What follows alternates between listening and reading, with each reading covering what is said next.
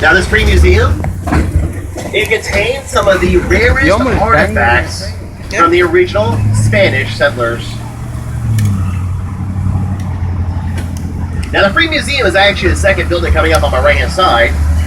If you would like to go to the actual mission grounds, they are just across that bridge there to my right. And don't worry folks, you do not have to be Catholic to go to the mission. They let anybody in. It's a great piece of our history. You don't want to miss it. If you want to exit here, climb down backwards, hold onto the handrails, and watch your step on the way down. Climb down like you're climbing down a ladder. Stop 21, the mission of Nombre de Dios. I'm going to put my camera right here. Remain seated all time, holding a tight belt first of belongings. If anything falls on my trolley, I will not be able to stop. Pick it up.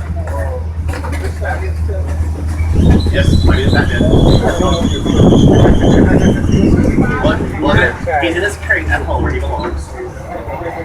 Robin's the name of my dog. Yes, really. He's actually Robin the second, and he's currently a 9-month yellow lab.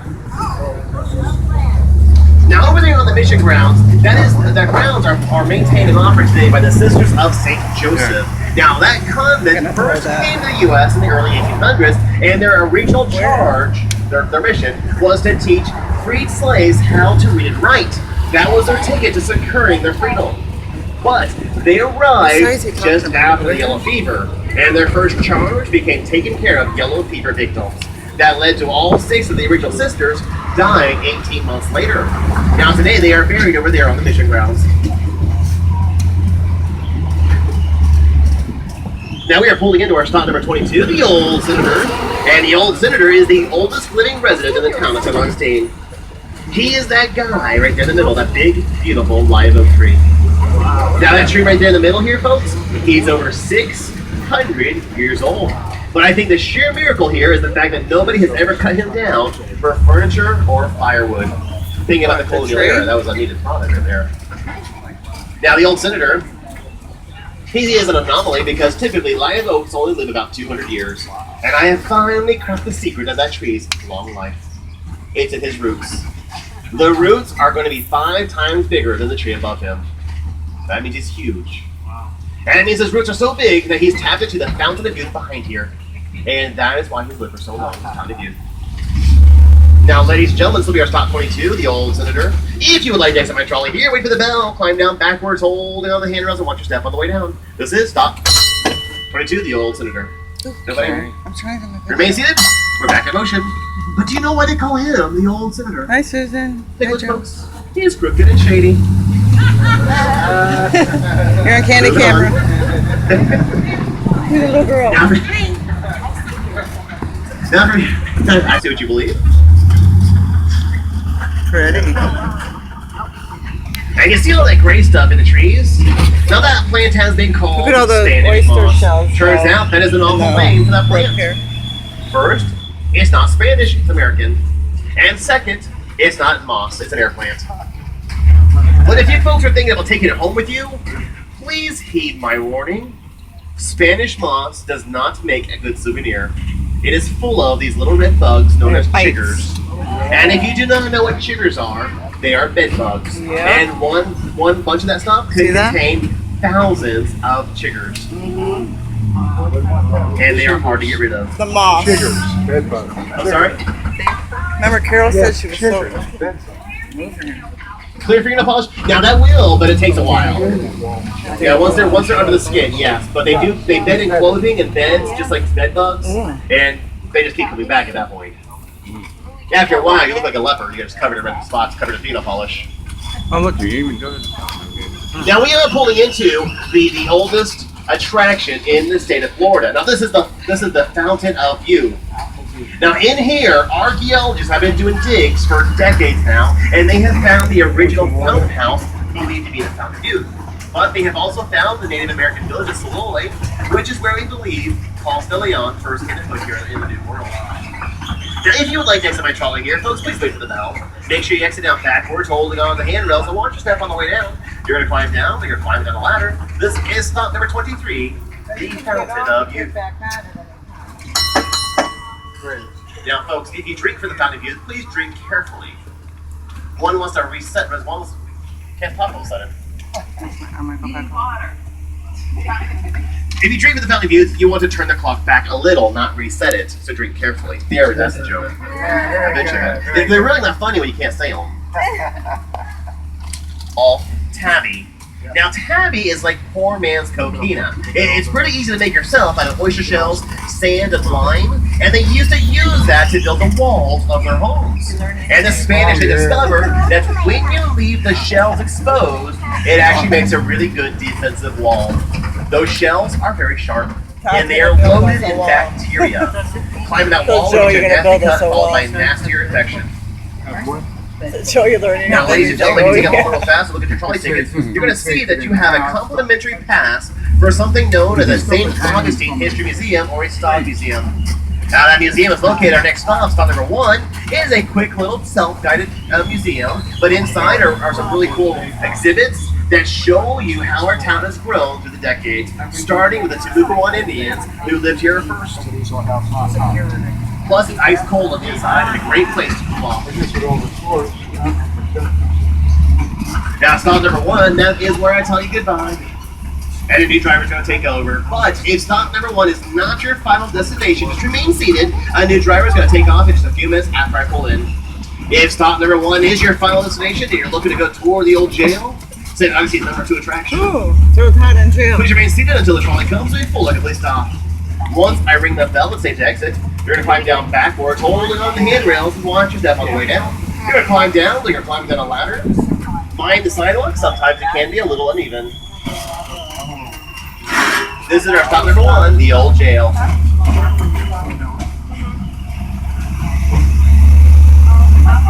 didn't hear him every day? You didn't hear him 2 minutes. Oh, yeah, we went all off. 2 minutes, yeah. But our trolley comes out every 10 minutes. Alright guys, you want to exit here? Once again, wait for the bell, climb down backwards, use the handrails, watch your step, and climb down like you're climbing the ladder. This is stop number 1, the old jail. Yeah, we swapped off drivers here, which just takes a couple minutes, and then the driver pulls out and can see he's going.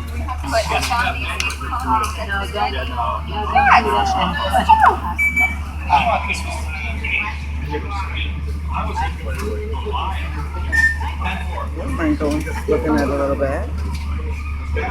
We can tell you.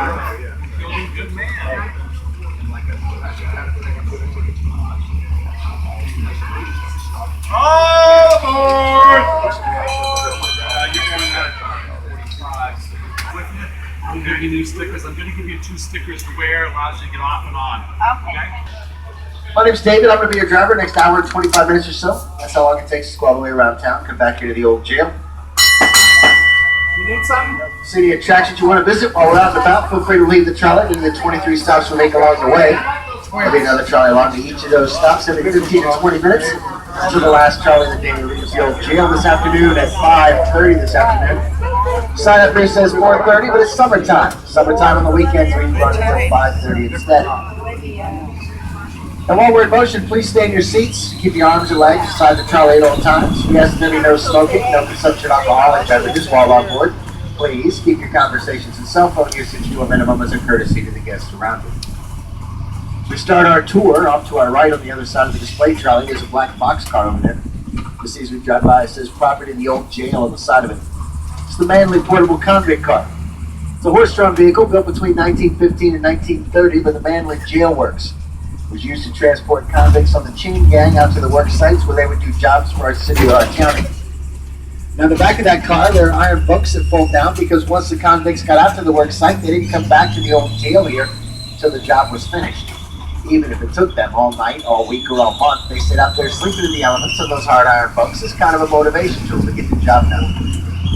Half a mile north of the Manly portable convict car, if you go straight up San Marco behind us, you'll find the Florida School for the Deaf and Blind. School Ray Charles was asked to leave basically for sneaking out of the dorms at night, going down to Lincolnville to jam with the local musicians.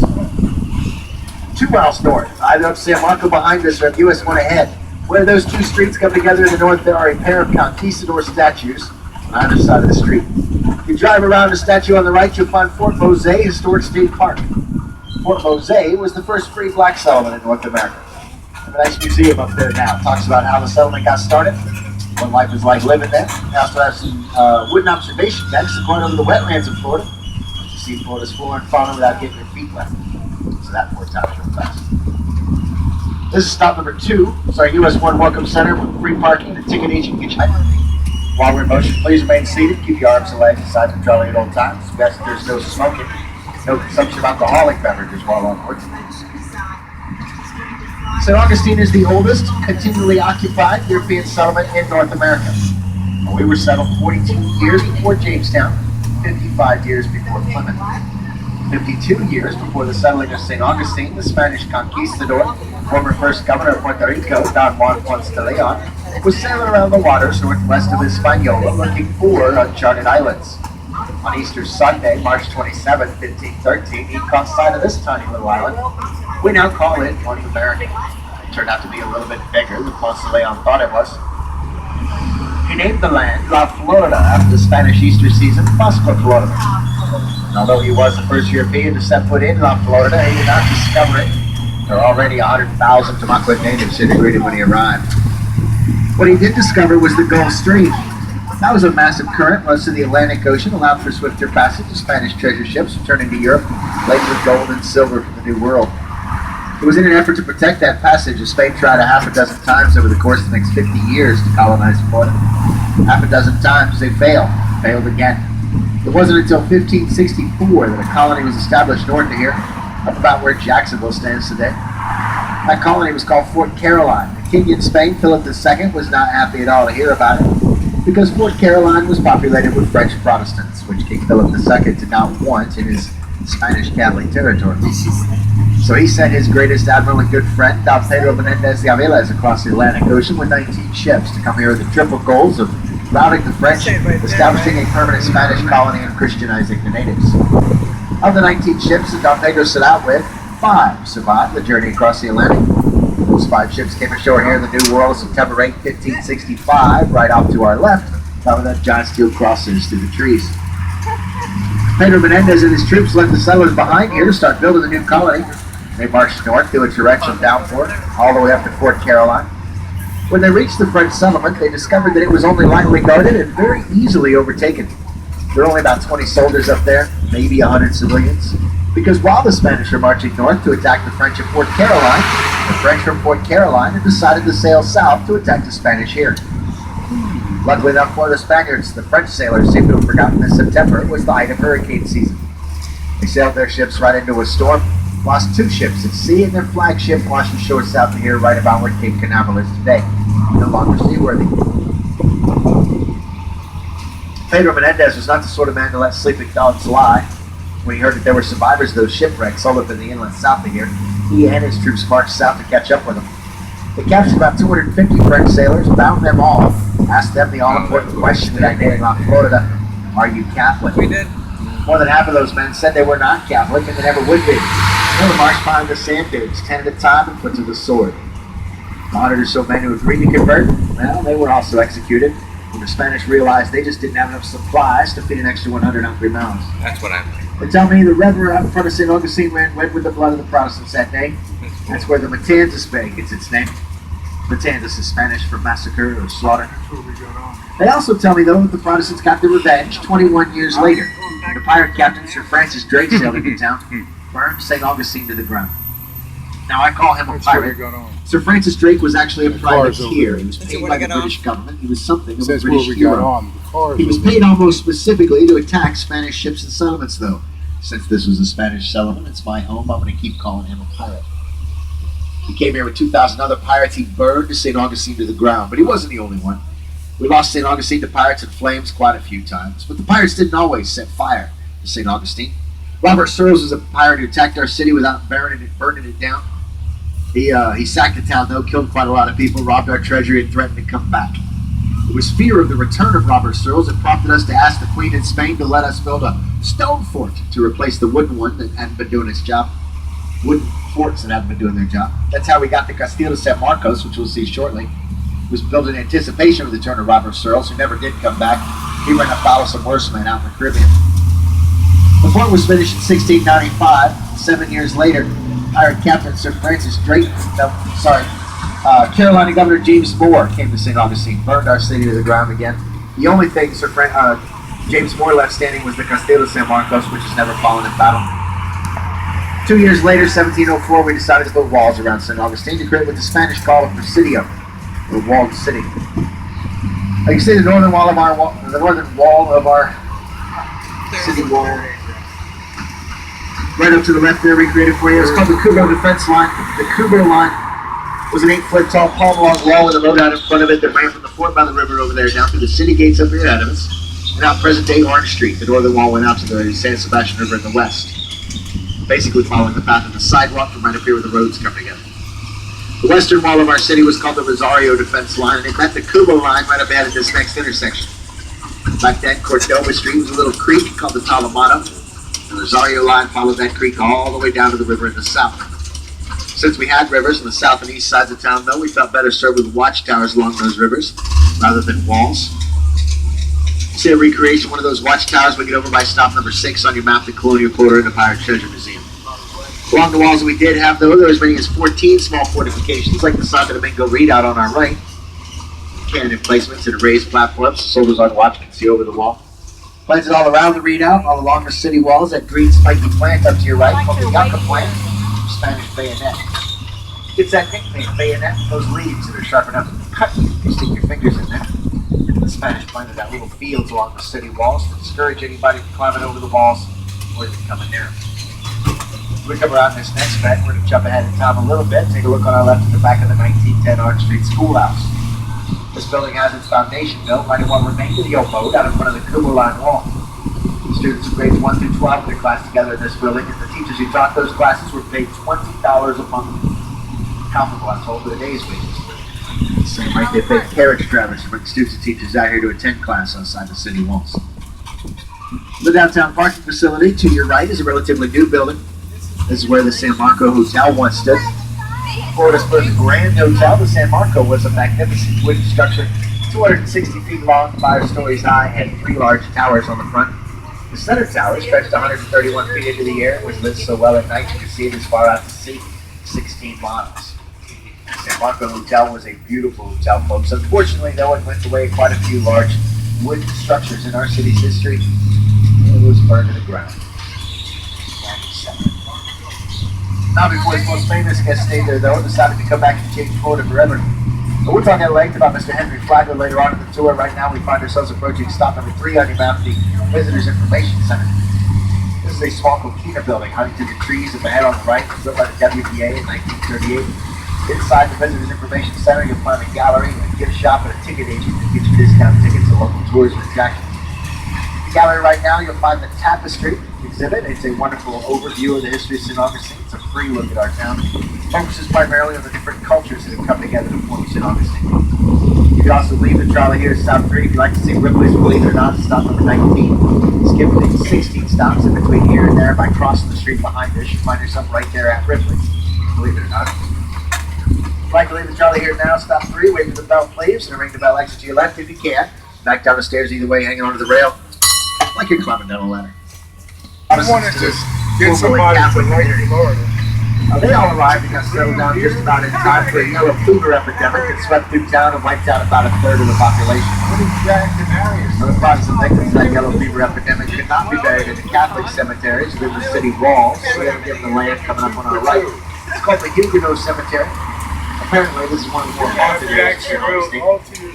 Some of those headstones mark mass graves with 25 or even 30 bodies in them. If you're interested in the paranormal, you might want to bring your camera back here after dark, take some pictures of that cemetery. Who knows what you find in photographs when you're done. Probably headstones. Up ahead of us on the left side of the street, we find Potter's Wax Museum. The unpainted Cypress building on the corner up here was originally a little speakeasy. Great little gym joint. That was the old drugstore opened by a man named T.W. Spiciger. Douglas from North came down here to make his fortune in orange groves. Unfortunately, old T.W. forgot to take into account how long it takes an orange tree to mature. He needed money to feed his wife and kids, so he opened the old drugstore here. Bit of a free museum. You're welcome to step into the old drugstore, take a look around. But it is the entrance, as I said, to Potter's Wax Museum here, and it's all behind the old drugstore. Potter's was the first wax museum in North America. When anybody waving back. George Potter, who was fascinated with the idea of wax figures after a childhood visit to Madame Tussauds in London. Inside Potter's Wax Museum, you'll find historic figures, pop culture icons, more than a few modern Another celebrities. stop. Only about half of them are Yeah. really I'm getting cool. seasick. Back in the parking lot, we find the Taliban Have you taken a Cemetery. tour It was before? planned Catholic No, we Cemetery never in did Florida. this. We walked. Never. Now Big you know. cafe up We there. walked. First time, I'll last tell you time. about the love tree on the other side of it in just a moment. If you want I'd like to to see exit 20 Trolley here now. stops, Stop number 4, pay a visit to Potter's Wax Museum. The drugstore No, I'm and the getting love tree. seasick. Wait for the bell, please. You can exit to either side here. Still Stop on my 4. foot. Back and down the stairs. Still And you're under the rail like you're climbing down a ladder. Those of you living the tour have a wonderful afternoon. Thank I you don't for know coming if with two us. can get on there, but I You're don't looking for the love tree. Walk around the cafe behind us, or walk up here to Cordova Street, down past Gotta get a Potter's. little Unfortunately, you can't see it from the trolley, but there's a palm tree back there growing right up through and along with a hollow oak tree. I'm telling you about the love tree because our local superstition tells us that if you take your sweetheart back there, give them a kiss under that tree, the two of you will be together forever, just like those trees are. And I know it works because I've done it 3 times already. There you go. They all said Oh, she there went. you go. There we go. Welcome aboard, those of you just joining us. I'm David. Glad to have you along for the ride. Please stay You don't seated. have Keep to your arms kiss with a relaxed. Stop the friggin' trolley tree at to all get times. My favorite story out of Potter's Wax Museum is how George Potter first brought his wax figures across the Atlantic Ocean when he got them in from Europe. He used passenger airlines. Bought tickets for his wax figures, stuck them in seats of what must have been the creepiest flight across the ocean you could take. Got his wax figures here, though, right through the glass on the right. You see 2 of them, Mr. Johann Sebastian Bach and a personal hero of mine, little Walt Disney. Down the street ahead of us, on the left side of the street, you find the 2 coquina tower-like structures of our city gates. Third There's set of way city big, gates guys. to stand over Saint Augustine. Third They were time erected in passing. 1808. Back then, they would shut the gates at sunset. They wouldn't open the gates until sunrise. If you were stuck outside the city walls at that Yeah, time, I'm too on bad this for you. Irish You pub. got to sleep in the swamps with the alligators and the snakes. Ooh, nice. Of course, we no longer do that. The gates mark the north end of St. George my Street chimes, now, honey. a pedestrian mall. We almost lost our city gates. My chimes. About 100 years or so ago, the city of St. Augustine decided that the city gates were an eyesore. They were going to tear them down. Thankfully, the daughters of the American Revolution were So here. cute. They thought, no, you can't do that. So they gathered around the gates in their finest funeral dresses, started handing out cups There's of the tea. Black Parrot Basically had their candy own little shop. tea party here, and they stayed here until the city finally conceded the point that Susan the would king like should that. stay. Started a Then we trend to stopped keep there it on old too. stuff instead of getting rid Stop of it. anywhere you want. Oh, we're going down Yeah, here? you can't. No, you're not supposed to. See, we can walk. See all the George people Street down here, there? right, you find the old wooden schoolhouse, the St. Phodio This is where Shrine, everybody the cathedral goes. at the other end, lots of Road great right shops and restaurants. I'd like to leave the trolley here now, stop number 5, wait till I ring the bell, please. When I ring the bell, exit to your right-hand side, backing down the stairs, hanging onto the rail, like you're climbing down a ladder. That's from pirate raids. Pirates like Sir Francis Drake or Robert Searles I mentioned earlier, or a number of other pirates you can learn about in the Pirate Treasure Museum coming up on our right, with over 800 authentic pirate artifacts and a few nice pieces of movie memorabilia. My favorite thing you find in this museum, you got to dig around for, but if you dig around enough, eventually you'll come across One-Eyed Willie's treasure map from the movie Goonies. Just past the Pirate Treasure Museum is that 35-foot watchtower I mentioned. It stands atop the 2-acre colonial quarter, recreated colonial village with interactive exhibits and history tellers, of which you can explore 300 plus years of colonial history on their historic adventure tours. Those tours take place periodically throughout the day. You can probably still join the 12 o'clock tour, which is just getting started. If you'd like to exit Trolley now, exit to your right if you can, back down the stairs and onto the rail like you're climbing down a ladder. Construction of the fort. Built by the Spanish to be white with red trim, designed to give the impression of a Spanish battle flag flying overhead. Out past the fort where the water touches the sky is our exit to the Atlantic Ocean, dredged out by the Army Corps of Engineers in the 1940s. Anastasia Island across the bay from us. Coming around the bend next, we're going to find stop number 7, which will be our bayfront stop. If you exit the trolley at stop 7, you can walk across the street, take a nice stroll along the seawall up there. Look at the boats, the bridge, the island, the ocean. Sometimes you find dolphins out there swimming around in the bay. You can also exit the trolley at stop number 7 if you'd like to see the Castillo de San Marcos. Back to the left here. Skip the 11 stops in between here and stop 18 by following this sidewalk on our right or that seawall on the left.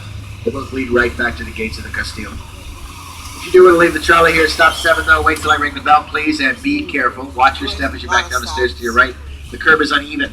Hang on to the rail please until you're sure you have your footing. Once again, stop number 7 to Bayfront. Looking down the street ahead of us, you see the road sign curves to the left as well. This is all intentional. Shape of the street here with the high walls up full of sea air and off the ocean down to the center of town to cool everybody off. Now the streets lift the number of soldiers that can march into town during the siege. And the curvature of the street helps stop cannonballs actually launching the city from going all the way through. Something else you'll notice on Hypopolis Street though is the melting pot nature of our architecture. Up on our left here is a Spanish-style home with a front door that opens into a courtyard rather than directly into the house for security reasons. Typical Spanish homes in the first Spanish period were one-story buildings with no glass in the windows. When the British came to town, they added glass to the windows. They cut holes in the walls so they could have doors that open right onto the street. Sometimes they added wooden second stories, and they almost always added chimneys. So those glass windows stop the smoke in the fire pit from getting out of the house. What the Spanish had instead of glass windows were rejas. That's this wood contraption right up here on our left, designed to stop large critters from getting into the building while letting smoke from the fire pit get out. Stop number 8 up here is the intersection of Hypopolis Street and St. George Street. Walk in all 4 directions here, find neat shops and restaurants. Great place for lunch because you can walk in any direction, find good food. If you'd like to exit here now, stop 8, wait for the bell, exit to either side, back down the stairs and you're climbing down the ladder.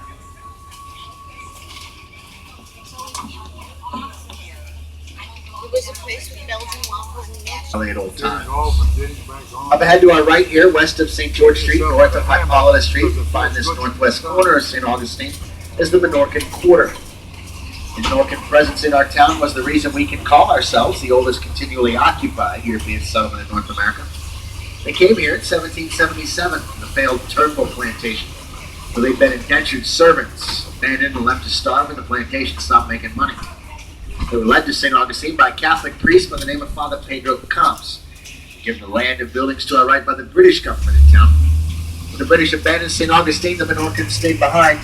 They were still here when the Spanish returned, for the second Spanish period. Having come originally from a small island just east of Spain, they were allowed to stay in town. We still have descendants of those refugees in St. Augustine today.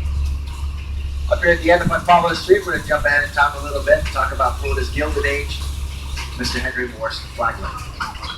Many kids spend a lot of time on Florida's East Coast without hearing the name Henry Flagler. Made his first fortune in his father's grape business, a little side action in alcohol. He's a teetotaler though. Flagler didn't believe in the consumption of alcohol. He felt like a hypocrite selling it to people. So he got out of the booze business. Eventually went into the oil business, the man named John D. Rockefeller. They started a company together called Standard Oil Company up in New York. You may have heard of it. They made an obscene amount of money. 2 of the richest men in the world. Then Flagler came to St. Augustine, went into the hotel and railroad business and made even more money.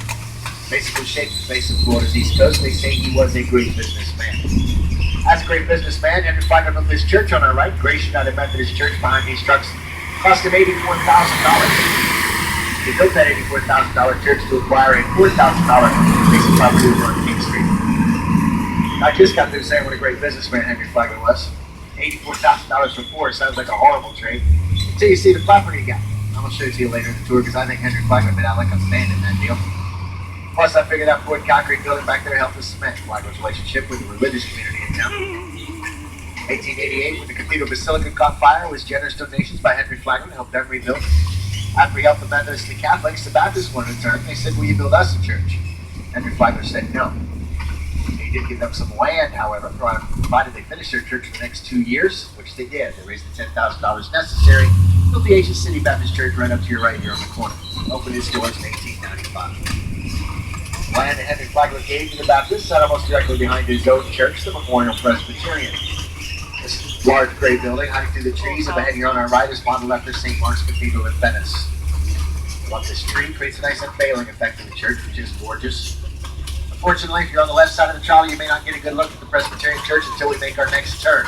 I will point the building out for you, though, once you can see it in its entirety. The copper dome on top of this building is 130 feet high. Its tallest point has a 20-foot Greek cross on top of that.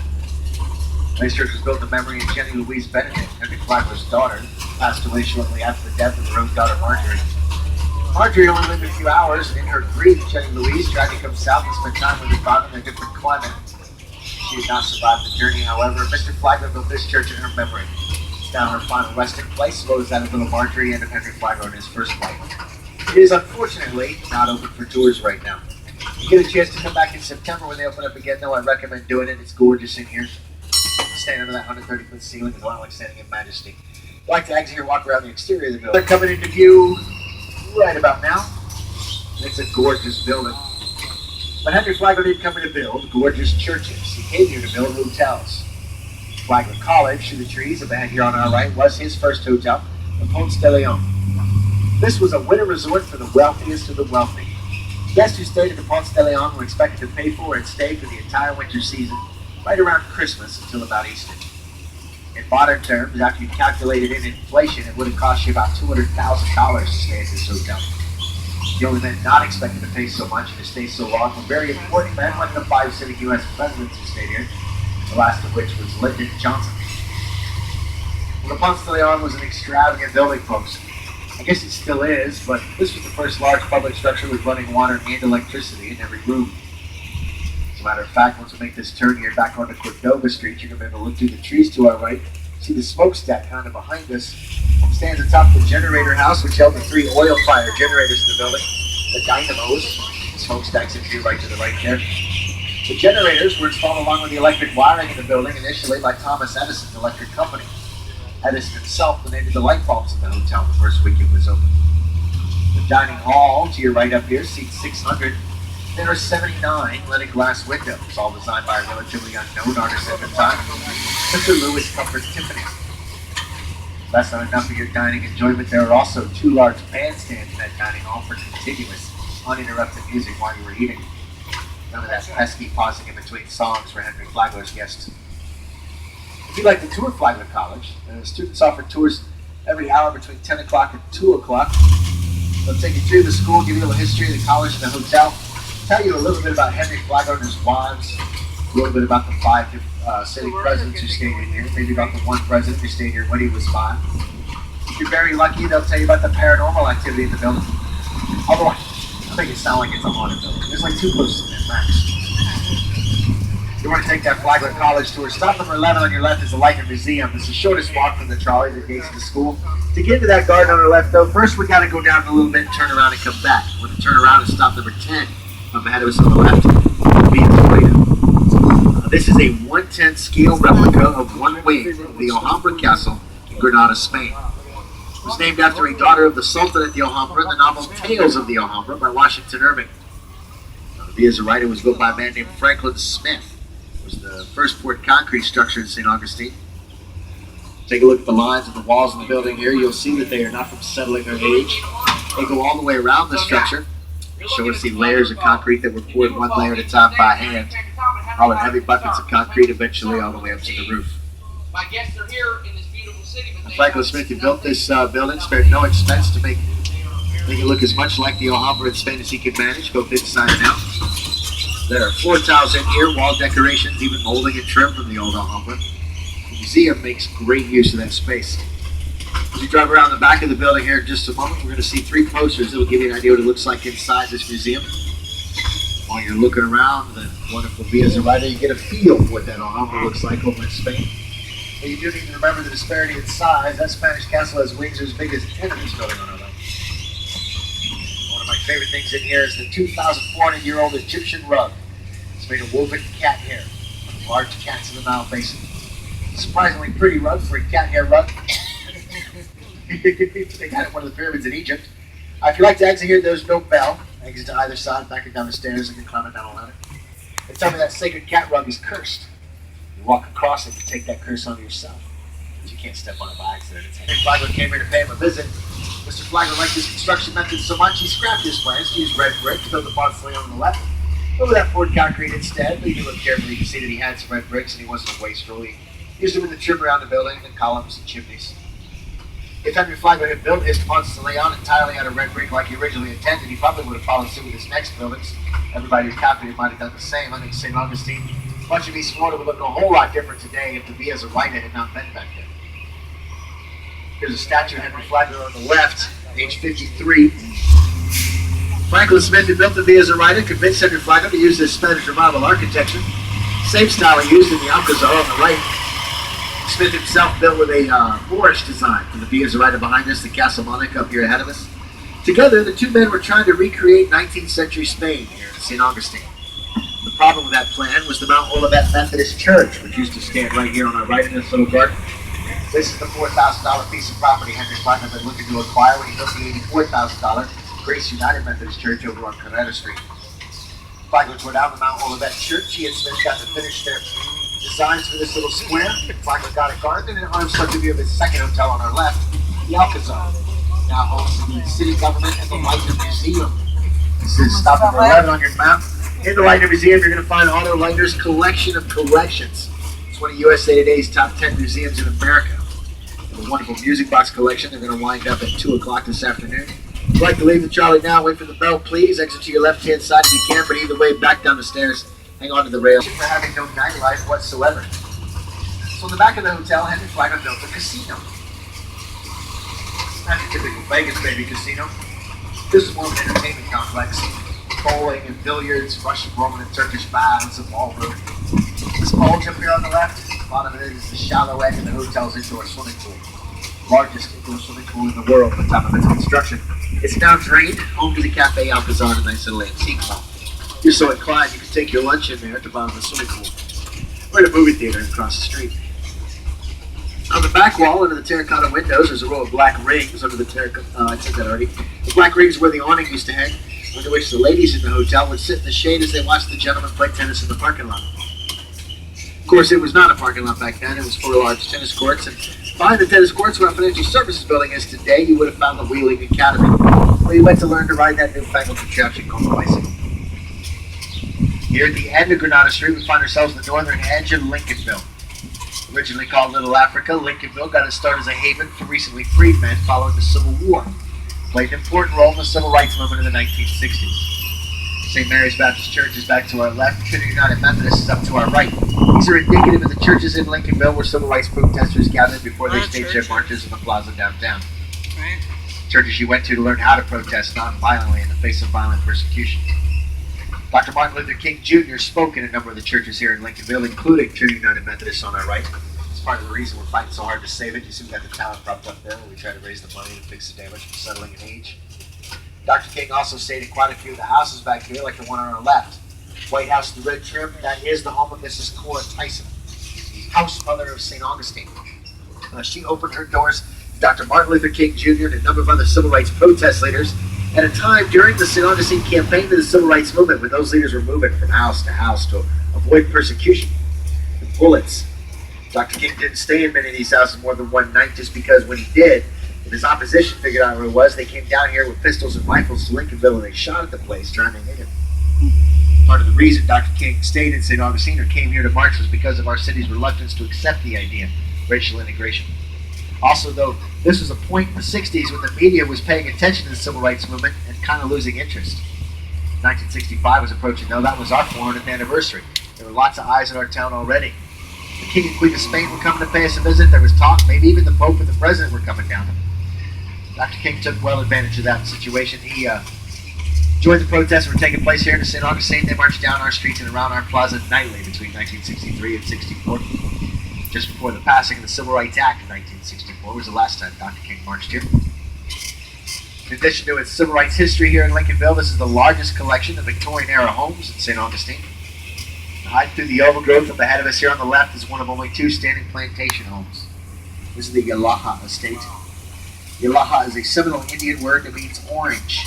These were orange tree plantations. Yalaha here was the home of P.B. Dumas, half-brother of Alexander Dumas, the author who wrote The Three Musketeers and the Count of Monte Cristo, among others. Up ahead to our right, there's a dark gray house with a white trim in the corner up here. It was the home of Dr. Frederick Wheaton. He was the personal physician of the Seminole warrior Osceola. After Osceola had been captured under a flag of truce and was kept under lock and key in the Castillo de San Marcos, back when the fort was a prison during the Seminole Wars. When Osceola was moved to a different prison, Dr. Wheaton went with him. Took care of that man all the way up until his death, and then a little bit afterwards, actually, but that part of the story is kind of grisly. I guess if you want to hear it, you should ask me when I don't have a microphone. I'll take that Ghost Gravestones for tonight. Down the street straight ahead of us is a building which used to be part of Ford's first power plant, the St. Augustine Gas and Light Company. This north end of the power plant is the ice plant, where we used to get quite a bit of the ice in St. Augustine back before you could just get it out of your freezer in the kitchen. They actually used to use runoff from the generators in the power plant as the water for the ice in the ice plant. Which sounds kind of gross. What they were doing though is using distilled water to keep those generators cool and clean. Superheating that water, like when you boil something at home to sterilize it. Then they take that superheated distilled water and used to make all the ice in the hotels Henry Flagler built for the railroad. Ice plants now are lovely restaurants. They open up for lunch from 11:30 till 2, dinner after 5 o'clock. It's like upscale dining in an industrial setting. I think it makes for a fantastic classroom experience. Saint Augustine, in our failed tobacco industry, the Soya Cacaba cigar factory. The first year that factory up there was open, there were ladies in that building rolling cigars around the clock, night and day. There were men paid whose job it was just to sit in there and read newspapers and magazines out loud to the ladies rolling the cigars so they wouldn't have to take so many breaks. All that hard work, trying to meet the 8 million cigar quota we were given the first year the factory was open. We failed. Lost our tobacco industry to Tampa. Soya Cacaba Cigar Factory is now a nice little office building. Could have been a store landmark though. At the other end of this street, Sebastian Harbor Drive, we're going to find the San Sebastian Winery. The winery is in a building that was originally home to the offices for Henry Flagler's Florida East Coast Railroad. I'll tell you a little bit more about the railroad later in the tour, but the winery has been in its building since 2000. They have 12 different wines, 8 of which come from the Muscadine grade. My personal favorite is the port number 12, the traditional port, but I am a fan of the strong sweet wines. They offer a free tour of the San Sebastian Winery. The tour takes about 45 minutes, and on that tour you'll get a little history of wine and winemaking. They'll tell you about their vineyard, show you a little video presentation, take you through the winery, show you where they make some of their wines and how. And the best part of that free 45-minute tour, more than half of it is wine tasting. You even have grape juice for the kids. It's a hoot. Now, if you'd like to exit the trolley up here, stop number 13, pay a visit to the San Sebastian Winery, look around their shop or take their tour and sample some of their wines. Please wait till I pull the vehicle into a complete stop in front of the winery. I'll ring the bell. You can exit to your right-hand side if you can. Lead the way back down the stairs. Hang onto the rail like you're climbing down a ladder. Oh, and if you like the wine, they're doing a sale right now. Buy one, get one free cases. Cases.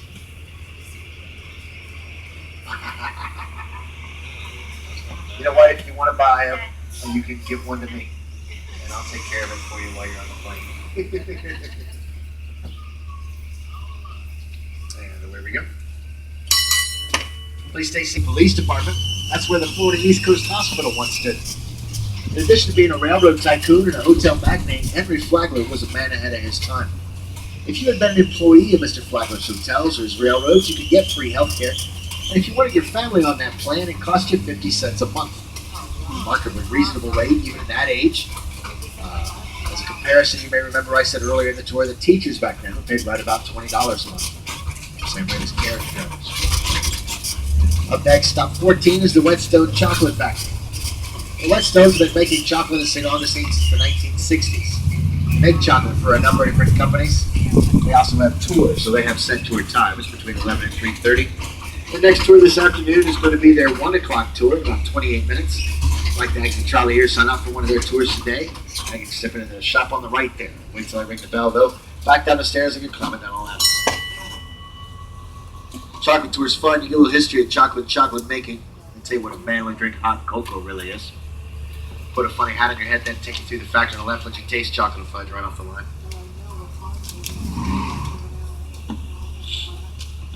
If you come back to Whetstones, whether you take the tour or not, I recommend trying the frozen hot chocolate they have on sale in there. Sounds a little weird, but this is the perfect weather for it. Frozen hot chocolate is magical. Makes me want to throw rocks at Starbucks windows. Please don't go anything from the trolley. Keep your arms and legs inside the vehicle at all times. There's no smoking, no consumption of alcoholic beverages while on board. I mentioned that the winery was originally home to the offices for Henry Flagler's Florida East Coast Railroad. The reason Mr. Flagler was looking to acquire a railroad, though, is he was trying to figure out the best way to get guests down here to the hotels he was building. At the time, folks were coming to Saint Augustine by sea, facing all kinds of dangers. Coming by rail, having to leave the train in Jacksonville where the line ended, and riding a rickety ox cart on narrow rails down through the swamps to get here. Henry Flagler didn't like that at all, so he bought the railroad, switched all the tracks to standard gauge so his wealthy guests could get the luxury rail cars down here. Then extended those tracks from Jacksonville to St. Augustine, on down through the little town of Miami and across the Gulf of Mexico. Very first railroad, going to the Florida Keys. Part of what Henry Flagler called the greatest achievement of his life. When that railroad first came to St. Augustine, this was all orange trees around us, as far as the eye could see. It's part of Orange Tree Plantation. It's like the Alaha Estate we saw over on Bridge Street. The second of the only two standing plantation homes in town is called the Markland House. It's coming into view in just a moment, right up ahead on the left. It's easily the prettiest of the two plantation homes in town. Unfortunately, it's behind some scaffolding right now, so you kind of have to take my word for it. Markland, though, was built by the Alcazar on the Ponce de Leon, but was not built by Henry Flagler. It was built by Franklin Smith. The same Franklin Smith who did Maria's a rider we saw at stop What number time 10. does we start? What I didn't Do you say know? was that Smith did not have the kind of luck in the What time hotel did we business that Henry start the Flagler had. tour? That's what you want to call it. He didn't. As a matter of fact, you may have heard the story of how Henry Flagler held up the Close to furniture in an the hour Casa ago, Monica to Joe. drive Smith out of business using his railroads. It's baloney. Flagler and Smith were actually pretty good friends. Probably like 20 more minutes. Flagler tried to convince Franklin Smith to become his business partner in the Ponce de Leon on the left. Smith was trying to go it alone now. Flagler did try to convince him not to try to open the Casa Monica, not out of any kind of fear of competition, but I really believe Henry Flagler just didn't think his friend had enough money to keep a hotel going in its early years. Well, that was the case. Smith opened the Casa Monica up ahead here to the right the same week as the Ponce de Leon back to the left. But within months, he was asking Flagler to buy the hotel from him. At the end of the hotel season, Mr. Flagler did exactly that. Usually the capper on the story of Henry Flagler driving Smith out of business is that Flagler only paid $325,000 for this hotel up here to the right. That hardly sounds like enough, but remember this was 1889. $325,000 in 1889 was a considerably larger sum of money than it is today. About $8.1 million. Well, that still may not sound like enough, but remember also that Flagler did try to convince Franklin Smith that it was a bad idea to open the Casa Monica in the first place. There might be a little bit of I told you so in that deal. Oh, yeah. Across the street from the Casa Monica, here on the left is our government house. This is where the senior government students in St. Augustine for the Spanish, British, second Spanish, and colonial governments in town. As we drive around well, first I'll get there in a minute. The plaza sits here with the government house at one end, public market at the other, Catholic church on our left, opening doors onto the plaza. On plaza, it's named Plaza de Constitución. This white obelisk on the left, last standing monument to the 1812 Spanish Constitution. Last standing because right after we finished building on us, the monarchy in Spain sent word to all the settlements and said, hey, we don't like those, tear them down. Well, we put all that hard work into ours, so instead of tearing it down, we killed the flags all over it, like this standing. To your left here, that large open-air structure is our public market. Just about anything that can be bought, sold, or traded in St. Augustine was bought, sold, or traded right there. As we come around the east end of the plaza, look up to your left here, you'll find a statue of Don Juan Ponce de Leon. It's an exact replica of the statue of Ponce de Leon that stands over his gravesite of Puerto Rico. Here in St. Augustine, he kind of seems to be pointing across the street ahead of us at the American flag, standing atop the World War I Victory Memorial in Anderson Circle. Quite a few war memorials in our plaza. One for each of the wars participated in by the citizens of St. Augustine. The most prominent of those, I think, the Civil War Memorial up ahead on the left. Obelisk with the cross on it has plaques that list all the soldiers from St. Augustine who gave their lives during the American Civil War. Up ahead to the right, the Cathedral Basilica is the oldest Catholic parish in North America. Records dating back to the 1500s and the founding of St. Augustine. There's also the south end of St. George Street, stop number 15 on your map. Right next to the trolley here now, stop 15, wait for the bell, please. When I ring the bell, exit to your right-hand side, back down the stairs, hanging off the rail like you're climbing down a ladder. Once again, this is stop number 15, the south end of St. George Street, the plaza, and the cathedral. At the government house, you'll find the first colony exhibit. Fantastic look at the history of St. Augustine, focusing primarily on people rather than just on dates and places. Great air-conditioned way to look at the history of our town. Nice interactive exhibits in there as well. As we drive around the west end of the government house of the plaza, I'm going to point out three small monuments in quick succession. The first of which will be a little medallion we're going to find right at the sidewalk on the left up here. It's going to show us where the Public Works Department accidentally discovered the last remains of the western wall of our city. Down the Rosario line, right at the sidewalk there. Plaque in the middle shows that there was a readout here, similar to the Santo Domingo readout in front of the old drugstore. The obelisk on the corner is a monument and final resting place of the boy soldier. William Wink Loring joined the military at the age of 14. Achieved the rank of second lieutenant before he graduated from high school. Served in 5 different militaries, including the Egyptian army, to which he was on loan from the United States following the Civil War. William Loring was one of 3 Civil War generals to come from St. Augustine. The other 2 were Stephen Benet and Kirby Smith. Down the street straight ahead of us is a little steeple up there belongs to the Trinity Episcopal Parish, oldest Protestant church in Saint Augustine. With the red doors, the west end of Trinity Parish are open, and the sign is out that says Church Tours Today.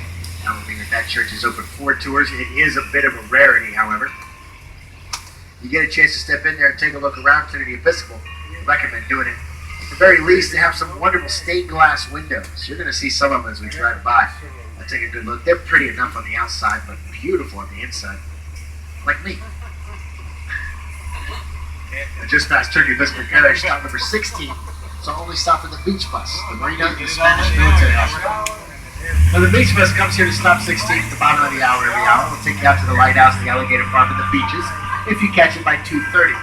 We'll bring you back at those locations until about 4:30. The marina is at the end of the block ahead of us and across the street. The Spanish military hospital is right around the corner up here on Avila Street. Now if you like to exit the trolley up here and stop number 16, wait for that beach bus, you got about 15 minutes to wait. That's plenty of time, though, to step into the Spanish military hospital right around the corner. Get a nice appreciation for modern medicine. You want to take those water tours at the marina? It's right down at the end of the block and across the street ahead of us. Once again, stop number 16 here, the only stop in the beach bus, House of Wax. The 1953 remake, of course, starring Vincent Price, not that atrocity from 2005.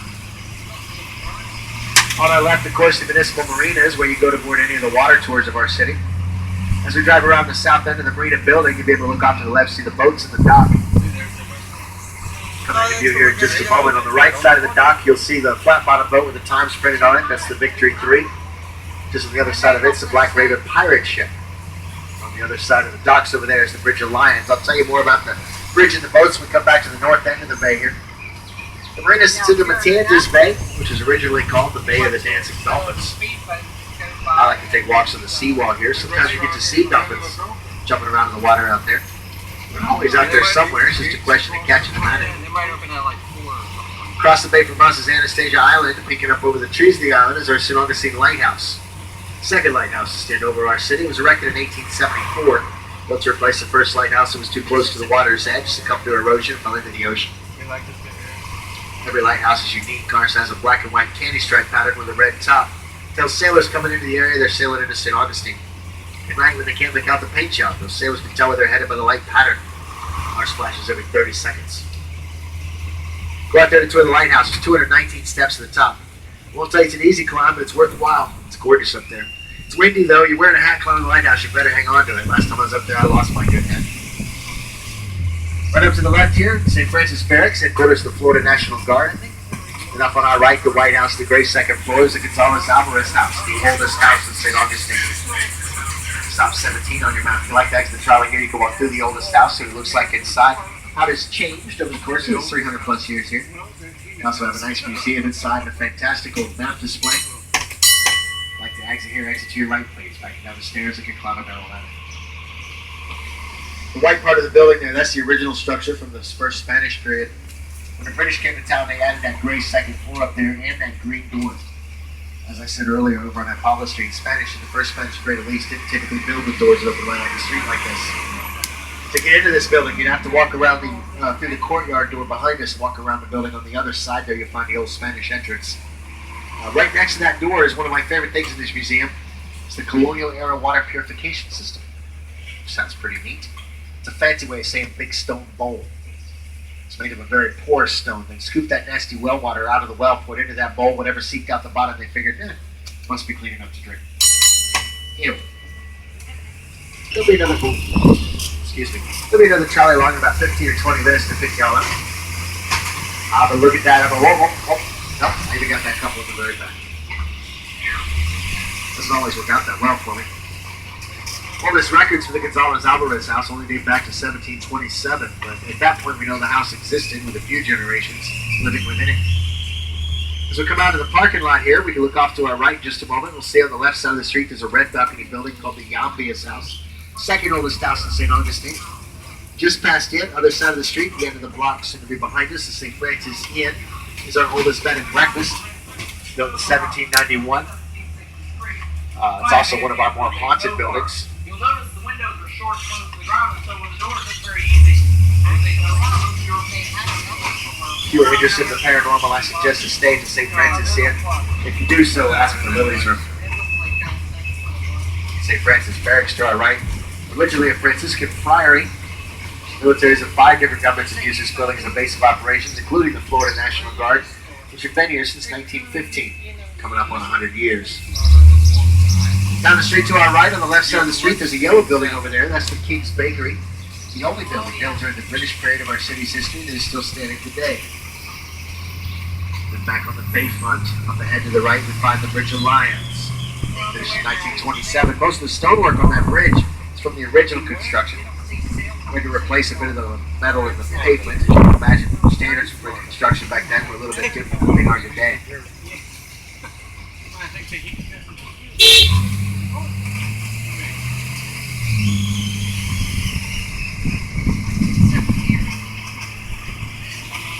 Just to the left of the drawbridge towers, there are 2 boats right at the docks. The bigger ones, the double-deckers. The one on the left, right on the other side of our dock house, that's the Foxy Lady. They do a fantastic lunch and dinner cruise. They also have charter tours, of course. Also, there's a flat-bottom boat called the Victory 3. Goes from the south end of the bay to the north and back in what they call the Scenic Cruise. Or you go out on the Schooner Freedom, which is a sailboat aboard which you get to learn a little bit about sailing. Especially because they're going to put you to work when they get you on the water, have you help them hoist the sails, tie down the lines. We have a wonderful sunset cruise in the Schooner Freedom, but my favorite water tour in St. Augustine is easily the Black Raven Pirate Adventure. Aboard the Black Raven pirate ship, docked to the bay to our right, our history teller pirates will sing you bawdy songs, tell you good jokes and stories in the age of adventure. That's all well and good, but if you take the After 8 Rum Runner tour for 21 and up only, you get to have some nice drinks on that boat and tell you some slightly different stories. Whatever tour you take on the Black Raven, you got to be careful. It is a pirate ship. Last time I was aboard that vessel, we were under attack. There's another ship launching cannons at us and trying to board. My little nephew even got conscripted. They stuck a sword in his hand, made him help propel the boarders. He loved it, but he's 6. It might be safer to take the catamaran and the kayaks out on the eco tours that'll introduce you to the dolphins and other wildlife in the bay. Show you some of the preservation efforts going on out there. Coming back into the east end of the plaza, we can look up to our right. Right through the trees to the west end of the Bridge of Lions, the 2 Coretta marble lions, firm and faithful, and carved from the same marble used to carve the statue of David over in front of Ripley's Believe It or Not. Lions were given to the city by Dr. Andrew Anderson, the father built the Markland House we saw coming up King Street. Up to your left, St. Augustine's only skyscraper is a treasury building on the plaza. When that building was first erected, St. Augustine was worried about losing its skyline to a bunch of tall buildings, so we passed a city ordinance that said there could be no new structures in town exceeding 35 feet in height. This is the reason the Bayfront Hilton, coming up on the left, is a collection of cottage homes instead of your typical Hilton high-rise. Why that 35-foot watchtower atop the Colonial Quarter is only so tall. Up at the other end of the Bayfront Hilton, we're going to find the Casablanca Inn. White building up here with the burgundy trim and the military flags hanging off of it. It's another one of our supposedly haunted bed and breakfasts. The story here tells us the owner of this B&B used to stand up on that roof at night with a lantern. She'd wave that lantern back and forth to ward off any rum runners coming into the bay if there were federal agents in town looking for them. She's been dead for quite some time now, but occasionally you come into this bay at night with alcohol on your boat, you can see that lantern of hers waving around over the roof of the Casablanca Inn. As you can imagine, I think the more of the alcohol on your boat you drink, the easier it is to see the flashing lights. Coming up next, stop number 18 is the Castillo de San Marcos. Finished in 1695, the Castillo is made in coquina, boarding the island across the bay. Cut that stone out of the earth, shape it, let it set and cure for over a year before they ship it across the bay in little barges. Barge is a misleading word, though. What you want to picture in your mind is something more akin to what Huck Finn might have taken down the Mississippi. They got those big blocks across the bay, however, used to build the fort here. It's now a national park site, open for tours from 9 in the morning till 5 in the evening. If you'd like to exit Trolley here now, visit the Castillo de San Marcos. Wait for the bell, please. Exit to your right if you can. Back down the stairs, either way, hanging onto the rail like you're climbing down a ladder. When the city was under siege, all the livestock in town was marching in the dry moat surrounding the Castillo. The glacier helped to defend the livestock, while the citizens all huddled up inside. Also, any armies marching against the fort had to march up these hills, and that presented a perfect target to the soldiers on top. In addition to soldiers up on top of the fort, though, at one point there were 60 cannons up there. The short-range cannons could hit any ship in the bay, while the long-range cannons could fire as far away as 3 miles, all the way down to the lighthouse behind us. If you're interested in cannon fire, there's a 600-pound breech-loaded cannon. Gets fired off every hour between 11 and 5 at the Fountain of Youth. Or you can step into the Pirate Treasure Museum right up ahead of us across the street. See what it's like to fire a little cannon from on shipboard. Lots of neat interactive exhibits like that in the Pirate Treasure Museum. Got a dark room in there with little benches in it. You sit on the benches, put some headphones on, they turn off the lights, and you sound alone in the darkness. They show you what it's like to hide out in the belly of a ship during a pirate raid. Generated by Blackbeard, the pirate, as a matter of fact. Up ahead to the right, the field where we find our recreation of the city's northern wall was once Henry Flagler's 9-hole golf course. If you're all interested in golf, you might be wondering to yourself, how do you put a 9-hole golf course in a little field like this? It was easy for Henry Flagler. He built a 3-hole golf course, told all of his patrons just to play 3 rounds. All part of the amenities at the Alcazar Hotel in the Ponce de Leon. Huguenot Cemetery on our left again, Protestant Cemetery in Saint Augustine, the 19th century. Just past it, the Visitors Information Center is one of the last legal coquina buildings built in Saint Augustine. Stop number 3 on your map. Stop 3 sits right across the street from stop 19 in the parking lot on the right, where we find Ripley's Believe It or Not. Now, the Ripley's Believe It or Not Museum sits inside the Wharton Castle, or the Wharton Winter Home, built by a gentleman named William Wharton to be a winter cottage for he and his wife and their 13 daughters. Gets better. When he built the castle, it had 17 bedrooms in it, 24 rooms in all. And tell me one of those rooms was a bathroom. One bathroom, 13 daughters, a wife and himself. Needless to say, William Wharton sold this castle. Sold it to Mrs. Marjorie Keenan Rawlings, the Pulitzer Prize-winning author of The Yearling and Cross Creek. Rawlings converted the castle into a hotel and invited a number of literary figures to stay down here. One of her more famous guests was Robert Ripley. Fell in love with the building, tried repeatedly to buy it from her. She refused to sell. It wasn't until after both of their guests, the Ripley estate acquired destruction, turned it into the first permanent Ripley's Believe It or Not. Prior to this, you're going to have to go ahead and squeeze through there. I can't get through until you move.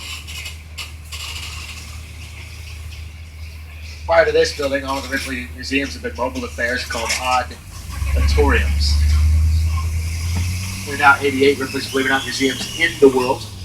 Not only is this the first, it's my favorite, though I admit to being a little bit biased. I've only seen a handful of Ripley museums. When I was about 8 years old, the first time my parents came to visit Saint Augustine, I could step into this lovely hotel. I'm sorry, museum. It's a lovely museum. Inside this museum, you're going to find a fantastic collection of the weird and the wonderful, from the bizarre and the beautiful to the just plain gross. Quite a few unique testaments to human ingenuity and perseverance, though, like the artist who thought he'd make himself a horse, right here on our right, made out almost entirely out of automobile chrome. A little bit of rubber in his hooves, a little bit of glass in his eyes. His plates are sharp. Don't touch them. They're not kidding about that. I do not read very well, apparently. I have a scar to prove it. Lots of neat stuff like that inside Ripley's Believe It or Not, though. And my favorite thing in this museum you're going to find on the 3rd floor. That's where you'll find the only plaster casting of Abraham Lincoln's face and hands. It's hard to imagine our 16th president sitting with a plaster cast on his head, but he did it once. He didn't like it. He said it was constraining and uncomfortable. If you look at all the weird stuff inside Ripley's Believe It or Not, though, you'll turn a corner on the 3rd floor and shelf behind the glass, you'll find in 3 dimensions the actual face of Abraham Lincoln. Look quite a lot like his portraits, really. Not very much like Daniel Day-Lewis. I think what I like about that plastic cast so much is how humanizes the man for me. Usually, when you see Abraham Lincoln, he's so much larger than life. Movie theaters, big statue up in D.C., even the bust they have at the Lightning Museum.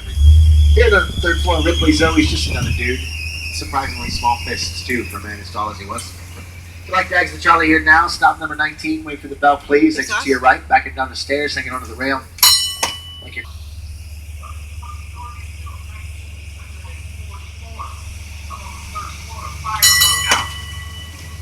When all the smoke had cleared and the fire department was done, they found a woman on the 3rd floor. Please remain seated. Keep your arms and legs beside the trolley at all times. Ready? To your left here, you may have heard of a log cabin home. That's a log home. 1900-year-old redwood log. Wait, one more time. To make a 4-room house. Go back into stop 19. You go up through that house. You see it does not look that uncomfortable inside at all if you're a child. Up to our right, there's a gentleman peeking over the bushes at us. Our exact scale replica of the statue of David. Joe, that's right there. David is standing back there behind those bushes to shield his modesty. Dispatch, this is David. Approaching stop number 20. 25%.